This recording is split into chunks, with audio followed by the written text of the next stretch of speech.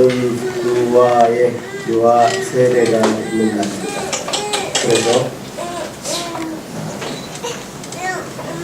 유아를 세례해 주는 것이 어떤 성경적인 의미가 있는지 살펴보고 또 그 유의를 다시 누리는 그 시간이 되길 바라서 유아 세례라고 제목으로 말씀을 나누겠습니다. 사실 유아에게 세례해 주는 것에 대해서는 논란이 있습니다.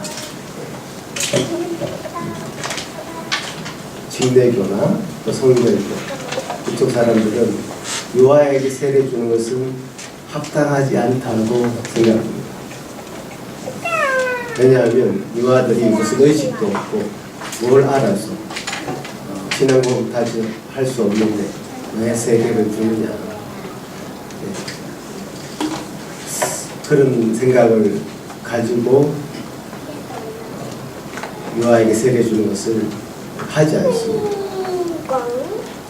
심지어 우리가 같이 읽었던 결혼신학이라는 책을 같이 읽었는데 그 읽었던 그 책의 저자 존 파이퍼 목사님도 집내교 소속이긴 하시지만 인정하지 않습니다. 유아 세례. 그럼에도 불구하고 유아에게 세례 주는 것,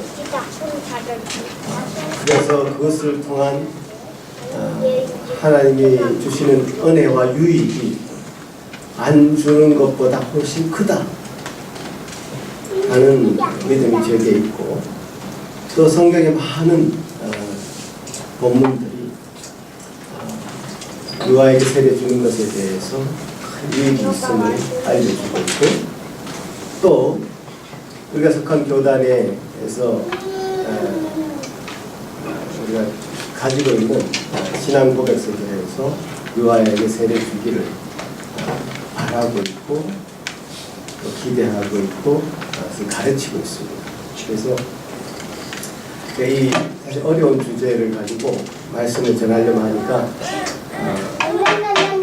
사실 시간이 조금 걸릴 수도 있는데 제가 최대한 쉽고 말씀을 근거해서 잘 말씀을 나누기를 바라고, 기회가 있을 때마다 이 말씀을 더 풀어서 말씀을 드리도록 하겠습니다. 사실 유아는 우리 교회에서 세례받은 두 번째 유아입니다. 유다니가 세례를 먼저 받았고 그 다음에 이제 유아가 세례를 받게 되는데요.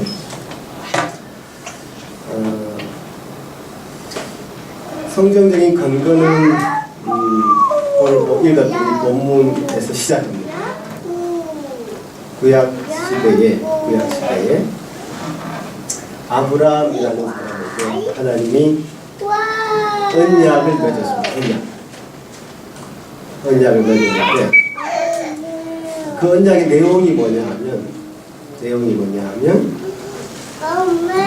내 하나님이 너 아브라함 그리고 그 후손들의 하나님이 되어주겠다라고 하는 언약입니다. 언약이라는 것은 약속하고 다르죠. 종윤이 언약이라는 말이 어렵잖아요. 그죠? 근데 약속이라는 말은 아니죠. 약속은 종윤이가 은철이를 만나기로 어느 한 시간에 어느 장소에서 약속을 해서 그 두 사람은 같이 그 약속을 같이 했고 지키는 의무가 있죠.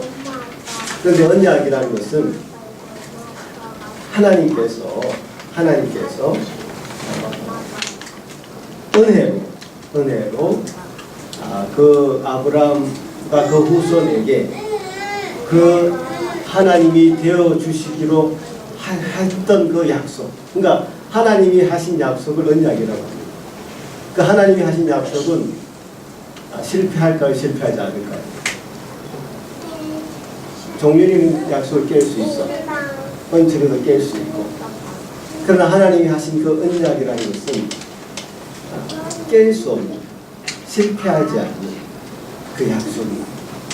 그래서 하나님이 우리 아브라함과 그 후손에게 하나님이 되어주시겠다고 약속하신 것, 그래서 언약이라고 하는데, 그 언약은 결코 깨어지지 않았어요.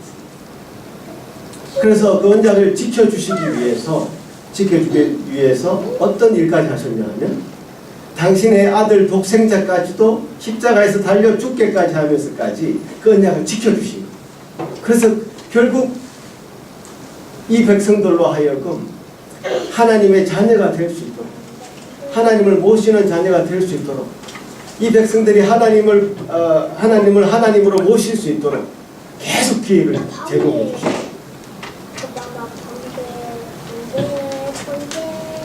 그 언약을 지켜주시기 위해서 그 언약을 계속 언약의 은혜를 베푸시기 위해서 하나님은 하나님의 최선을 다하십니다. 그래서 이 언약을 체결했다는, 하나님과 아브라함과 그 백성들 간의 사이에 언약을 체결했다는 그 증표로서 그 표시로서 오늘 창세기 17장에서는 할례를 행해라 이렇게 명령을 합니다. 할례라는 것은 남자의 성기 끝부분을 자르는 겁니다. 난지 8일 만에 태어난 남자의 아이의 남자의 성기의 끝부분을 자르는 것을 할례라고 얘기합니다. 그래서 이스라엘 백성들은 그 할례를 아브라함에게 지금 하나님이 명령하신 이 시점부터 지금까지 할례를 지키고 행해오고 있습니다. 그 할례라는 것은 하나님께서 이스라엘 백성 즉 아브라함과 그의 후손들에게 하나님이 되어주시겠다는 약속을 하나님이 하셨고, 사람 편에서 아브라함과 그의 후손 편에서 이 할례를 행함으로써 그 언약의 모든 백성들이 되겠다고 하는 다짐이요 표시인 것이죠. 그러니까 이스라엘 공동체에 들어오려면 하나님 아브라함과 그 자손들의 그 후손들의 공동체에 들어오려면 반드시 행해야 될 예식이 하나 있었는데 그것이 바로 할례였습니다. 할례를 행하지 않으면 이스라엘 공동체에 들어올 수가 없었던 것이죠. 자, 그게 이제 구약 시대에서부터 쭉 있어왔던 이스라엘 공동체, 신앙 공동체 안에서 행해져 왔던 일입니다.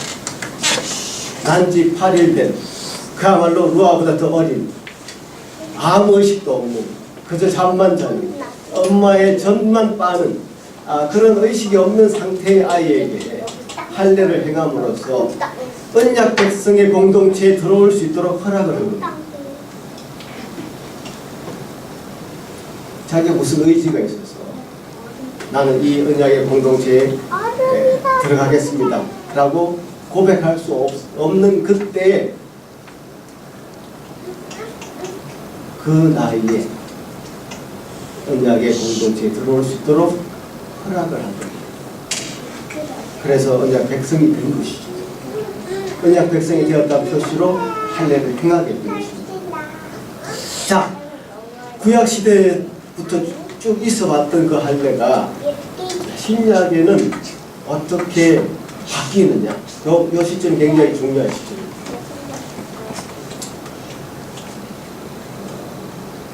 예수님도 아마 할례를 받으셨을 것입니다. 그런데 예수님 이후로 할례라는 것은 세례라는 것으로 대체가 되게 됩니다. 사도 바울이 이 부분에서 굉장히 심오한 이야기를 사실 신약 성경이 많이 하고 있는데요. 그 구절 중에 하나가 골로새서 우리가 골로새서 읽는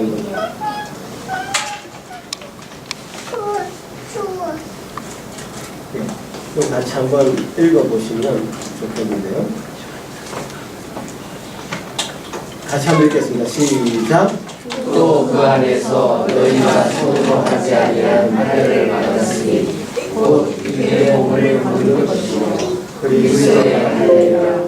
너희가 세례로 그리스도와 함께 장사되고 또 죽은 자들 가운데서 하나님의 역사를 믿음으로 믿으며 그 안에서 함께 일으키심을 받았느니라.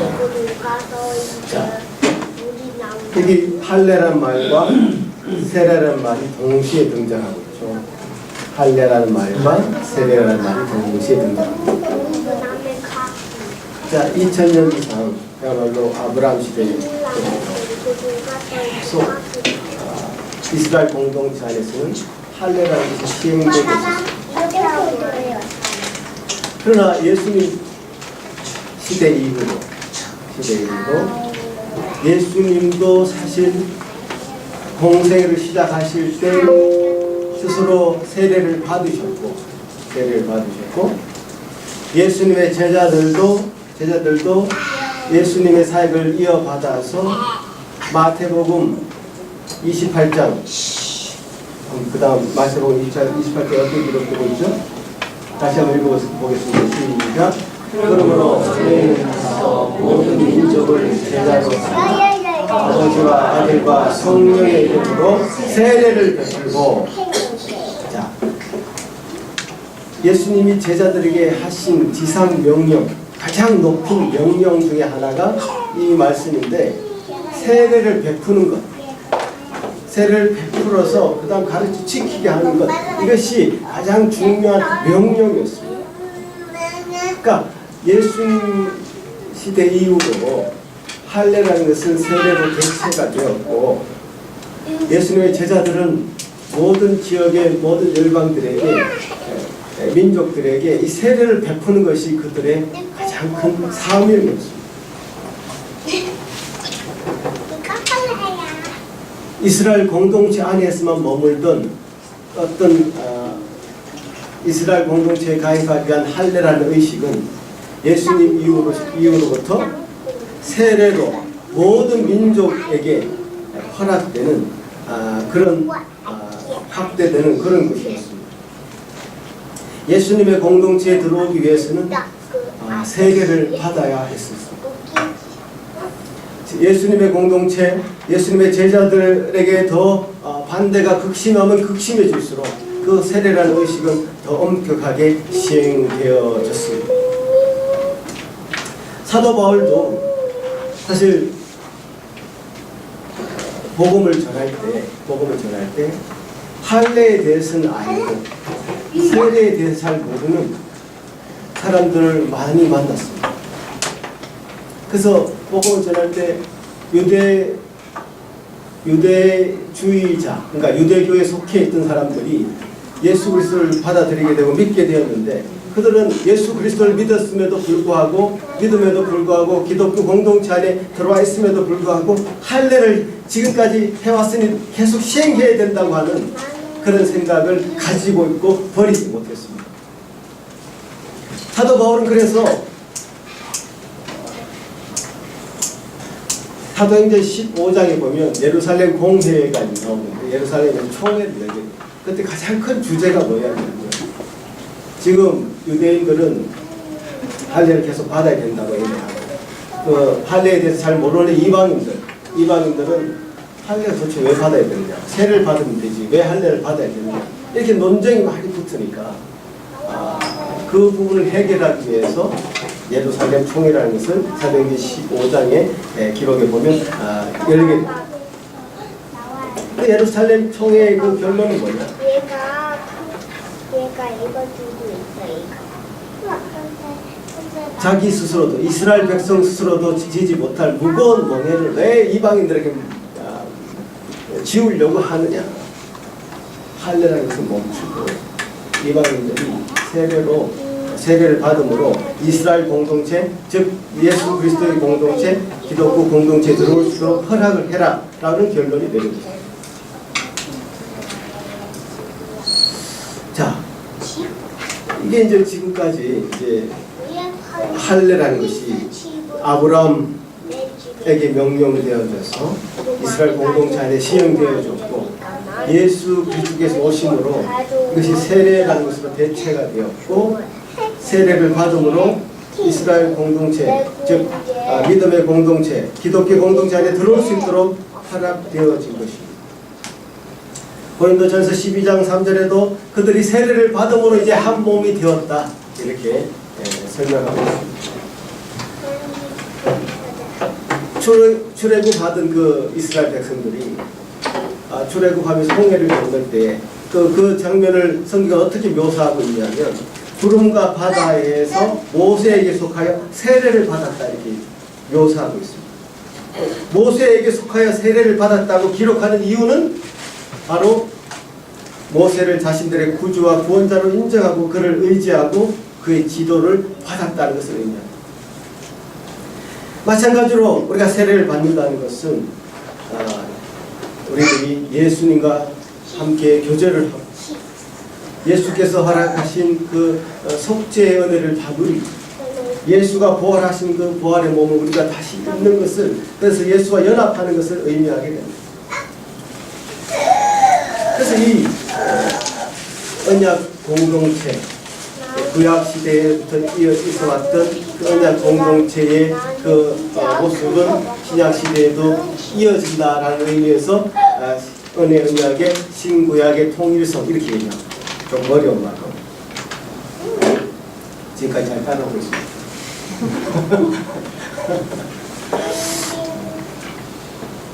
사실 이게 성경에 유아 세례를 줘야 된다, 또 주지 말아야 된다 이런 말이 명확하게 없어요.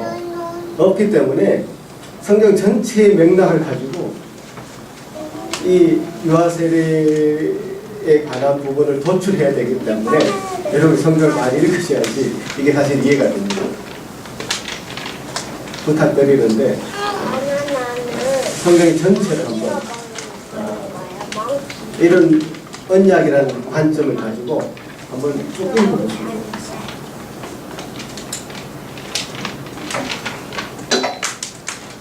그래서 그 언약이라는 것이 아브라함과 언약을 하나님 맺으셨고 그 다음에 모세와 맺으시고 그 다음에 다윗에게 맺으시고 그 다음에 새 언약이라는 게 등장하는데 이 언약의 본질과 내용은 다 똑같습니다. 예수 그리스도로 말미암은 우리 인간들을 구원하시겠다고 하는 그 내용. 하나님이 내 자손의 후손의 모든 하나님이 되어주시겠다고 하는 그 약속. 그 내용은 변하지 않습니다. 언약의 어떤 대상자나 당사자는 다 달라질지라도 그 변함없이 하나님이 지금까지 지켜오고 계시고 그것을 하나의 그 통일성이다. 그래서 이 할례를 난지 8일 만에 행했던 이스라엘의 그 공동체의 그 전통을 따라서 오늘날도 유아 세례 아이들에게 난지 8일 이런 것은 제한은 없습니다만 가능한 한 빠른 시간 너무 늦지 않게 세례를 주는 것은 굉장히 합당한 일이다 이렇게 얘기합니다. 사실 유아들은 아무도 모릅니다. 유아들은 아무도 모르지만 유아 세례를 줌으로써 그 부모에게 어떤 호소를 하는 것이죠. 그 부모가 이 아들을 또 딸을 믿음으로 잘 양육할 수 있으리라는 그 믿음. 그것의 포인트가 사실 있습니다. 이 아들을, 이 딸을 하나님께 바칩니다. 이 아들과 딸을 하나님의 은혜를 받는데 잘 양육될 수 있도록 지금 은혜를 더 부어주십시오 라고 하는 마음으로 유아세를 드리는 것이죠. 그러니까 침례교나 제세례파 출신들은 이것을 인정하지 않지만 또 루터교는 유아 세례를 주는 그 시간에, 그 순간에 하나님이 그 유아에게 큰 믿음을 주셔서 그 믿음의 행동을 할 수 있도록 격려한다고 했지만 사실은 그건 또 너무 이쪽으로 많이 나가는 것이고요. 그게 아니라 어떤 믿음을 가질 수 있는 성량을 매우 더 확실하게 소유할 수 있다. 이 정도로 정리하면 좋겠습니다. 그래서 받지 않는 것보다 받는 것이 훨씬 낫다는 것이고요. 또한 성경의 여러 가지 본문은 성경의 여러 가지 본문은 어릴 때 태중에 있을 때에도 성령으로 충만할 수 있다고 하는 본문을 지원하고 있습니다. 본문을 얘기하고 있습니다. 그럼 얘기하고 있습니다. 예레미야 1장 넘어가 보시고요. 그 다음 자, 이걸 내가 얘기 안 했는데요. 어떤 학자가 이제 구약과 신약의 어떤 통일성에 대해서 질문과 답을 했습니다. 뭐 있으니까 한번 얘기해 봅시다. 제가 질문을 한번 해보겠습니다. 구약에서 사람이 아브라함의 하나님을 믿고 하나님을 신뢰하는 게 어떤 일이 그에게 있게 되는가? 답을 해보시죠. 네. 질문 두 번째, 구약에서 정결한 신령을 표지하는 외적인 사건이 무엇인가? 또 구약에서 신자들의 공동체에 가입되어 선물을 말해주는 외적인 표지가 무엇인가? 자, 그 다음 장에 보면 신약에서 사람이 아브라함의 하나님을 믿고 그 하나님을 신뢰할 때 어떤 일이 그에게 있게 되는가? 질문 두 번째, 신약에서 정결한 신령을 표지하는 외적인 사건이 무엇인가? 세대. 신약에서 신자들이 공동체에 가입되어서 말해주는 외적인 표지가 무엇인가? 세대. 이렇게 이제 신약과 구약은 할례와 세례라는 것으로 대체되고 나머지 내용은 다 똑같다. 언약의 내용은 다 똑같다. 간단한 질문을 가르쳐주는 내용입니다. 그래서 제가 말씀드리려고 했던 부분 제가 이어간다면 예레미야 1장 5절에 보면 다시 읽어보겠습니다. 시작. 내가 너를 모태에 짓기 전에 너를 알았고 내가 배에서 나오기 전에 너를 성별하였고 너를 여러 나라의 선지자로 세우노라. 자, 모태에 짓기 전에부터 하나님은 그 사람을 즉 에레미야 선지자를 알았다는 것 아닙니까? 자, 누가복음 1장 15절에 어떻게 되어 있습니까? 시작.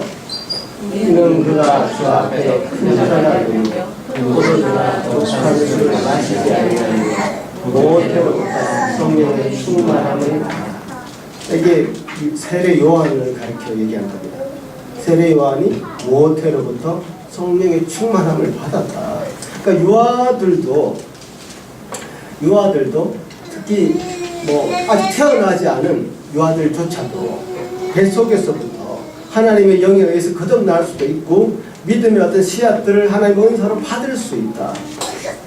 그런 가능성이 있다는 것은 성경이 지원하고 있습니다. 그러니까 유아라고 해서 우리가 그 유아들을 아무도 모를 거야. 너무 무지하고 철도 없고 이렇게 무시해서는 안 되고 하나님께서 그들도 하나님의 자녀 백성으로 하나님의 영이 충만한 자 거듭난 생명 분명하게 만들 수 있는 소리가 하나님의 능력 가운데 있다는 것이죠. 우리가 그것을 인정하고 유아들을 대해줘야 된다는 것이죠. 또 우리가 속해 있는 교단이 가지고 있는 고백서들이 있습니다. 그 고백서는 어떤 것을 얘기하는지 그 다음에 보십시다. 자, 웨스트민스터 신앙 고백서 28장에 같이 한번 읽어보겠습니다. 시작. 실제로 그리스도를 믿고 그에게 순종하는 사람들은 부모들 중에 둘다 또는 어느 한편이 있는 신자이고 그들의 자녀들도 세례를 받아야 한다. 세례의 효력은 세례가 시행된 그 시간에만 나타나도록 묶여있는 것이 아니다.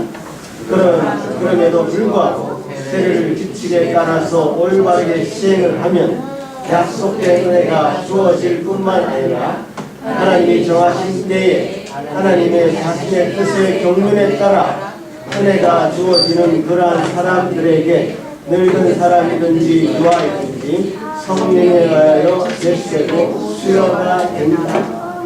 이게 예수님 신앙 고백서 28장의 내용인데 핵심은 뭐죠? 세례를 받는 것이 유익하다. 당장에 나타나지는 않을지라도 어느 시점 약속된 은혜가 주어질 그 시점에 부여가 되고 은혜를 누리게 됩니다. 자, 그 다음 또 한번 보시죠. 웨스트민스터 대요리 문답 166문답에 세례는 어떤 예에 시행이 되어야 합니까? 라는 질문에 답을 한번 해보시죠. 시작. 보이는 교회 밖에 있는 사람 곧 약속의 언약에 대하여 외인인 그 어떤 자에게도 그가 그리스도를 믿는 믿음을 고백하고 그에게 복종을 하기 전에는 세례를 베풀어서는 안 된다. 그러나 둘 다 또는 어느 한편이 그리스도를 믿는 믿음을 고백하고 그에게 복종을 하는 부모에게서 태어난 유아들은 그러한 점에서 언약 안에 있는 것이며 그들에게는 세례가 시행되어야 한다. 언약이라는 단어를 이런 데 자꾸 쓰고 있기 때문에 제가 언약을 설명할 수밖에 없었습니다. 어렵지만 그러니까 언약 안에 있게 되는 것이다. 유아들도 할례를 난지 8일 만에 받은 아이도 이스라엘 공동체의 언약 백성으로 인정되듯이 아무도 모르는 유아들도 세례를 받음으로 언약의 공동체 안에 믿음의 백성 가운데 가입되게 되는 것이다 라는 것이죠. 자, 그 다음에 한 개 더 보겠습니다. 우리 하이델베르 요리문답도 우리가 잘 받고 있는 신앙 고백입니다. 74문답에 유아들도 세례를 받아야만 합니까? 답을 해보시죠. 시작. 그렇다. 그들의 부모들이 아니라 어린아이들도 하나님의 언약 안에 있고 하나님의 백성이다. 어린아이들도 어른에 못지않게 그리스도의 피와 신앙을 생성시키는 성령을 통해서 죄 용서함을 받도록 약속되었다. 그러므로 그 언약의 표인 세례로서 어린아이들도 그리스도의 교회로 받아들여져야 하며 불신자들의 자녀들과 구별되어야 한다. 이것이 구약 시대에는 할례로서 이루어졌지만 신약에서는 세례로 대체되었다. 이건 또 더 명확하게 할례가 세례로 대체되었다는 말까지 포함되어 있습니다. 공통적으로 자꾸 얘기하는 것이 언약의 표로서 세례를 우리가 준다라고 합니다. 언약의 표, 언약 백성 안에 있는 그 증거, 표로서 세례를 주는 것인데 그 세례를 줌으로써 언약 백성이 되었다는 사실을 부모도 알고 또 주의 백성들, 그러니까 교회 모든 성도들도 같이 알아서 이제 이 아이들이 세례를 받음으로써 얻게 되는 그 유익을 부모도 같이 누리게 되고 성도도 같이 누리는, 또는 아이에게 일어나는 모든 신앙적인 문제에 대한 책임이 부모에게도 있고 모든 교회 성도들이 같이 있다는 것을 의미하는 것입니다. 자녀들은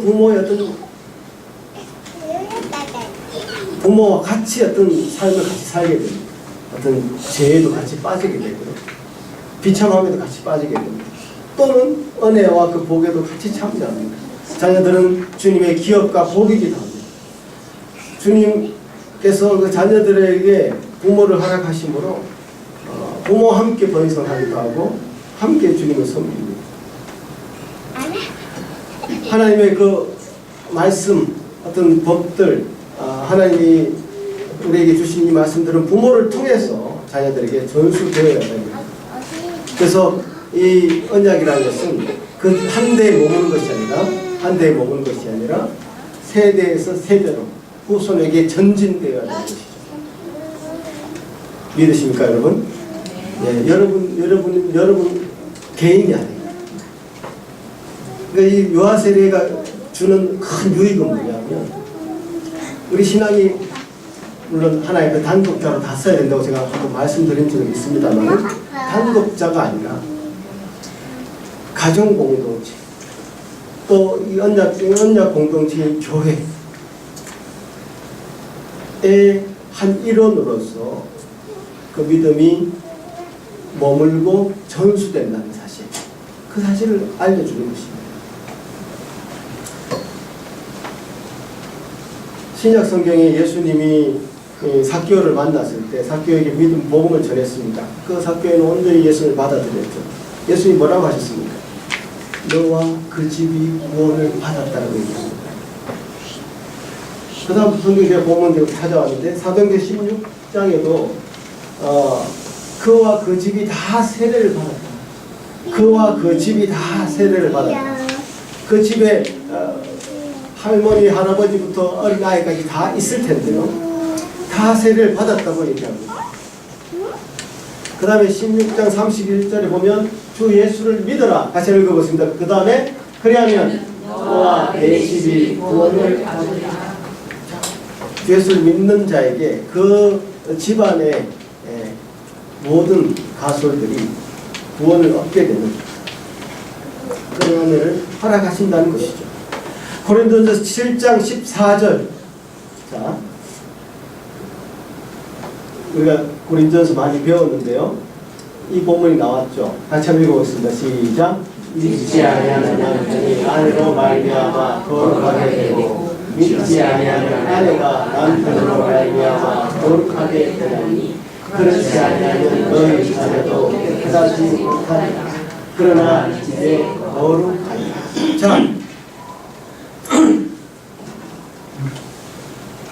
이제 믿지 않는 남편도 있을 수 있고 믿지 않는 아내가 있을 수 있습니다. 그러나 한편이라도 믿으면 그의 자녀들은 거룩한 것으로 믿는 것으로 간주합니다. 그래서 이 기독교 신앙이라는 것은 어떤 초자연성이 분명히 있습니다만은 하나님 우리에게 세워주신 이 질서, 가정의 질서를 무너뜨리면서 가정의 질서를 파괴하면서 그 이상의 것을 요구하는 것이 아닙니다. 가정의 질서도 존중하는 것입니다. 그래서 가정의 삶의 질서를 존중하면서 더 확고하게, 확정하게, 확실하게 믿음의 가정 안에서 뿌리내리기를 요구하시고 그것이 더 확산되기를 성경은 우리에게 가르쳐주고 있는 것이죠. 성경은 결코 아이들이 자라나서 전적으로 자유롭고 독립적으로 선택하도록 어떤 중립적인 양육을 얘기하지 않습니다. 성경은 아이들에게 주의 교훈과 양육, 오늘 이 강의에서 기도하신 것처럼 부모들이 이 교훈을 분명히 가지고 자녀들에게 그 교훈을 가르치라고 계속해서 강조해서 말씀하십니다. 자녀들은 하나님의 약속을 풍성히 소유한 언약의 자녀라는 것을 강조하게 됩니다. 이 구약의 이 언약 백성의 이 카테고리가 신약에서는 더 광범위하게 확장되었다고 제가 말씀드렸죠. 이 할례라는 것은 남자에게만 해당되는 내용이었는데 사실 세례는 그것이 더 폭이 넓어졌습니다. 남녀에게 동일하게 베풀어지는 그런 은혜가 있고요. 할례라는 것은 어떤 예수님의 죽음과의 십자가의 순환을 어떤 것을 상징하는 그런 것이라면 세례라는 것은 예수님의 그 죽음뿐만 아니라 부활하심과도 더 연계되는, 그 확장되는 그런 은혜를 세례를 통해서 부어주십니다. 그러니까 언약의 그 내용이 본질은 똑같지만 더 풍성해졌고 확장되었다는 것을 알 수 있다. 그래서 결론적으로 부모에게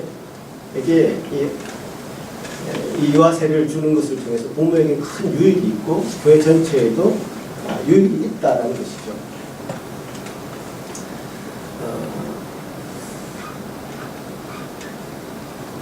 그 유익이 있기 때문에 지금까지 우리가 지금 행하고 있고 또 하도록 권면하고 있는 것입니다. 우리 태중에 지금 두 아이가 자라고 있는데요. 그 아이들이 정말 예레미야처럼 세례 요한처럼 성령으로 충만하기를 바라고, 그 아이들이 참 이 땅에 태어나서 부모들의 믿음의 유산을 잘 받아서 그 믿음의 유산을 따라서 이 땅 가운데 잘 자라기를 우리는 간절히 기도하고 소망하는 것이죠. 그래서 마지막으로 이제 사실 바빙크가 말한 사랑의 판단이라는 부분을 제가 말씀드리고 싶은데요. 사실 우리가 이 노아가 지금 무슨 생각하고 있는지, 지금 받은 세례에 대해서 의미를 알지 못하고 있는 건 우리가 서로 우리가 모두 인지하고 있습니다. 그러나 우리 사랑에 따라서 이 판단을 해야 된다. 특별한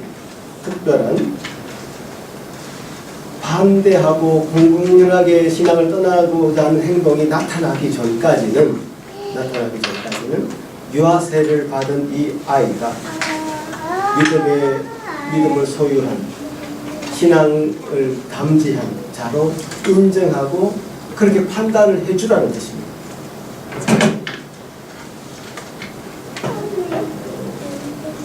사실 우리가 어른들도 세례를 받는데요. 제가 이제 세례를 이분이 받아야 되겠다, 안 받아야 되겠다, 어떤 면에서는 성경을 가르치기도 하고 교리를 가르치기도 해서 판단을 할 것 아닙니까? 자, 그럼 제가 그 사람이 거듭났음을 정확하게, 그러니까 그 사람의 마음을 뚫어볼 수 있는 눈이 있어서 판단을 할 수 있을 것 같습니까? 못할 것 같습니다. 저는 못합니다. 하나님이 하시죠. 그래서 일정한 신앙 고백을 한다면, 성경 공부를 해서 또 교리 공부를 해서 일정한 신앙 고백을 한다면 그 사람 말을 믿고 그 사람이 거듭났을 것이라는 것을 라고 받아들이고 그렇게 판단을 해서 성도로서 대우를 해드리는 것이죠. 그 어른도 똑같다는 얘기예요. 사실 아이들과 어른들도 똑같은 것입니다.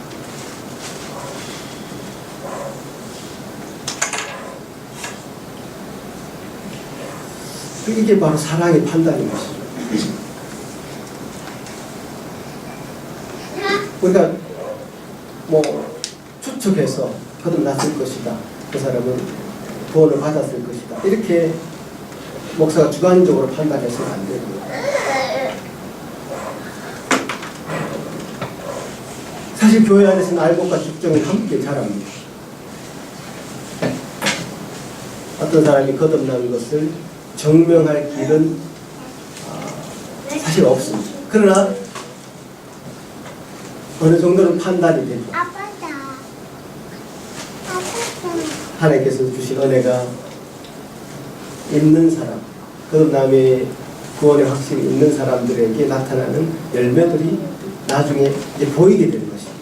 신앙생활이 오래되는 것이고 열매들이 하나, 둘, 사랑의 열매들이 맺히고 성령의 열매들이 맺히는 것을 보게 될 때 저 사람 참 거듭난 사람이구나 라는 것을 생각해 볼 수 있는 것이지, 하나님만이 그 거듭남의 주체가 되시고 구원의 주체가 되시죠. 그래서 이 루아에게 오늘 세례를 주는데 루아는 지금 뭣도 모르고 있습니다. 그러나 물로 씻음을 받는 것을 의미하는 세례를 베품으로써 루아는 그 은혜를 이제 담지하는 것으로, 하나님께서 은혜를 주신 것으로 우리가 판단하자고요. 그래서 루아가 잘하는 것을 지켜보자고요. 그 부모도 루아가 정말 믿음 가운데 잘 양육될 수 있도록 최선을 다 해보자고요. 교회도 그 모든 성도들이 함께 같은 양육자의 입장에서 루아가 믿음을 잘 자라는 것을 잘 지켜보자. 그래서 그 세월이 지난 다음에 얼마나 신앙의 열매나 믿음의 열매가 나타나는지를 하게 됩니다. 이것이 믿음입니다. 여러분. 믿음이라는 게 여러분 분명히 교회 뭐 익숙하지 않을 텐데 신앙생활이라는 것이 사실은 쉽지는 않아요. 그래서 지금부터 안 그러면 매주 들려오는 이 하나님의 말씀을 통해서 계속적으로 우리 은혜를 누려야 됩니다. 계속 자극을 또 받아야 됩니다. 말씀 통해서 우리가 믿음이 생기도록 기도해야 됩니다. 그래서 하나님 주신 은혜를 가지고 회개할 수 있도록 하는 자리까지 나아가야 됩니다. 오늘 찬양을 통해서 하나님의 은혜에 대해서 굉장히 좀 많은 감명이 저에게 감동이 있었습니다. 찬양뿐만 아니라 주시는 이 말씀을 통해서 매번 주님 내 자신을 들여다봅니다. 주님 나를 주님 앞에 내어놓고 회개합니다. 나를 불쌍히 여겨주십시오. 제게 은혜를 주십시오. 내가 주님 앞에 더 열매를 맺는 자녀가 되겠습니다. 나의 고백이 말씀을 통해서 넘쳐나는 그런 우리 신앙생활이 될 때 정말 우리 세례받은 그것이 유효하게 열매 맺는 것으로 확인되고 나타나게 될 것입니다. 그래서 우리가 어떤 갑작스러운 어떤 집회나 갑작스러운 어떤 행사를 통해서 믿음이 일순간에 생기지 않습니다.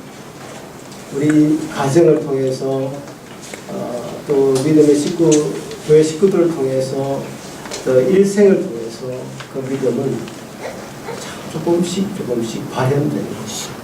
그러니까 이 지난한 훈련의 시간, 이 지난한 하나님의 은혜가 지속되는 것을 여러분 느껴가시면서 신앙생활을 하시는 그래서 여러분 그렇으면 좋겠습니다. 다시 기도하겠습니다. 아버지 하나님 감사합니다. 오늘 우리에게 주신 그 말씀 가지고 주님 앞에 나아갑니다. 주님 도와주십시오. 우리는 참 연약해서 주님의 뜻을 다 알지 못하는 것을 인정합니다.